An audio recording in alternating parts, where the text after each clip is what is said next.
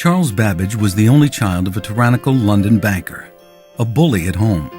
But his money kept his son and heir financially comfortable for life.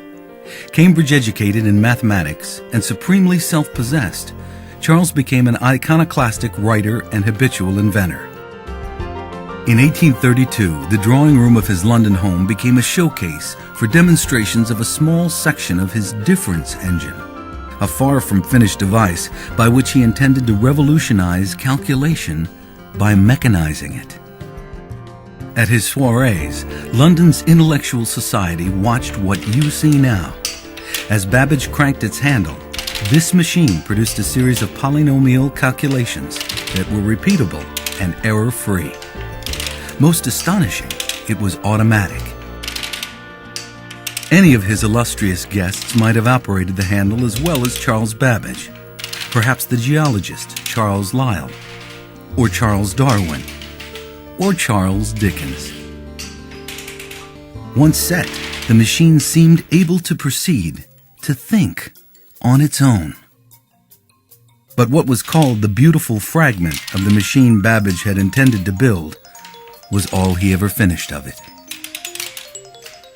In fact, his imagination had already moved on to an even more ambitious mechanism, one that would make obsolete the abandoned machine.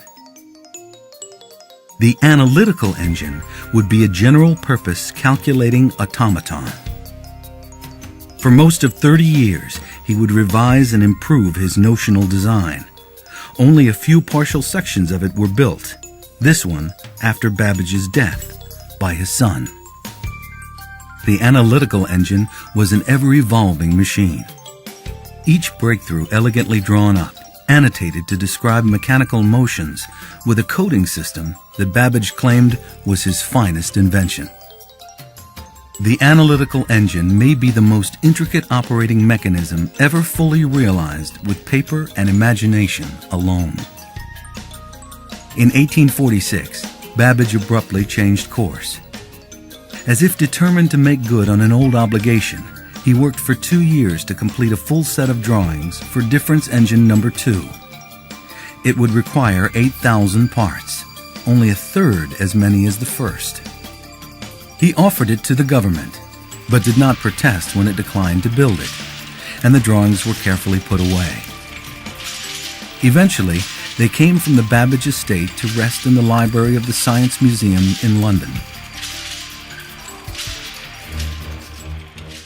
More than 130 years later, in 1985, the museum's new curator of computing, Doran Swade, became convinced the institution could build difference engine number 2.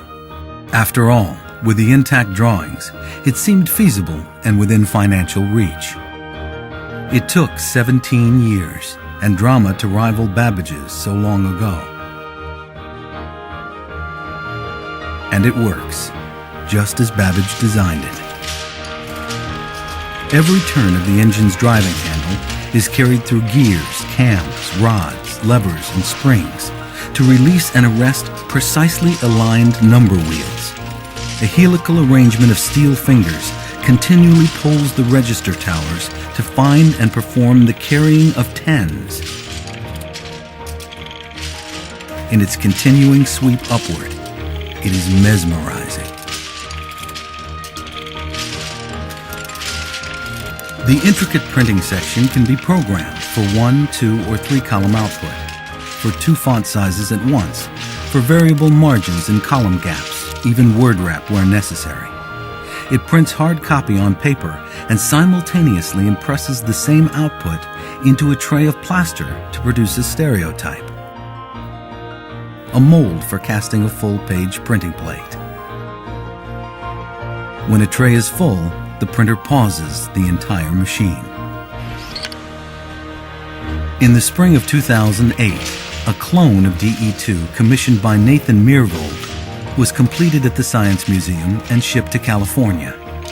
At the Computer History Museum, it would charm new thousands of discerning eyes.